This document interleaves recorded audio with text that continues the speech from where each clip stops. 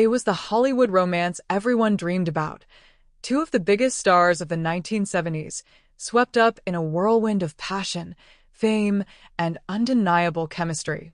Burt Reynolds, the rugged king of the silver screen, and Sally Field, America's beloved sweetheart turned powerhouse actress, seemed destined for a happily ever after. But behind the cameras, behind the smiles, their love was unraveling. What began as a fairy tale ended in heartbreak, regret, and the haunting words Burt would one day confess. She was the love of my life, and I lost her. In the late 1970s, Burt Reynolds was at the height of his fame. With hits like Deliverance, Smokey and the Bandit, and The Longest Yard, he wasn't just a movie star. He was a cultural phenomenon. Charismatic, confident, and impossibly charming, Burt was the leading man every woman wanted and every man wanted to be. At the same time, Sally Field was transitioning from her early television roles in Gidget and The Flying Nun to establishing herself as one of Hollywood's most talented and respected actresses. Their paths collided in 1977 on the set of Smokey and the Bandit, and sparks flew instantly. Burt later admitted he fell for Sally the moment he met her.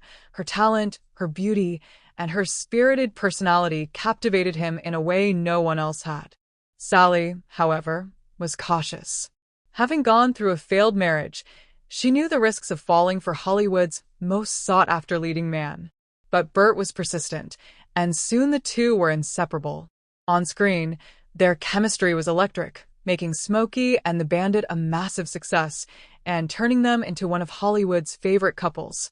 Off-screen, they were just as captivating, playful, passionate, and deeply connected.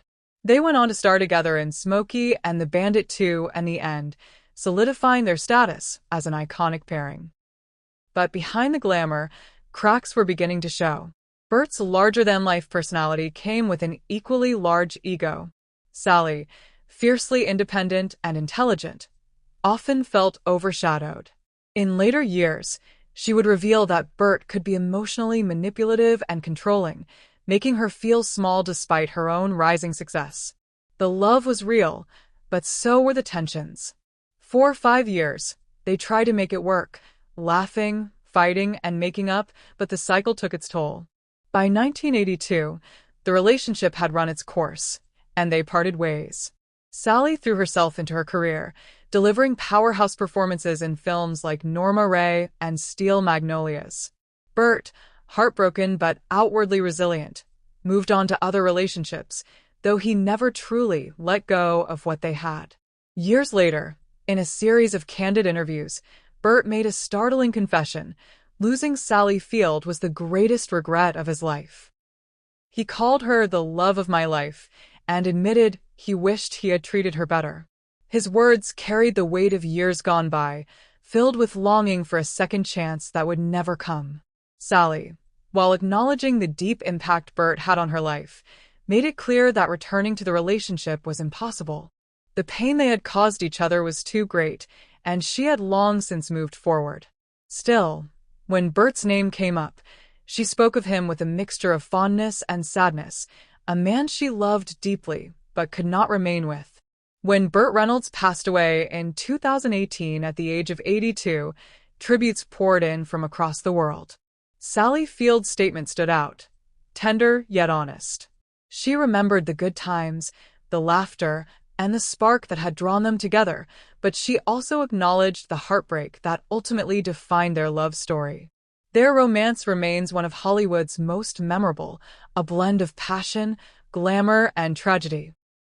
For fans, it's a reminder that even the brightest stars can cast the longest shadows, and that sometimes love isn't enough to overcome the flaws that hide behind the spotlight.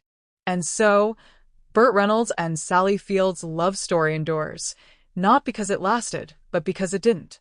A dazzling romance that left behind both unforgettable memories and a lingering question, could it ever have worked, or was it always destined to end in tears?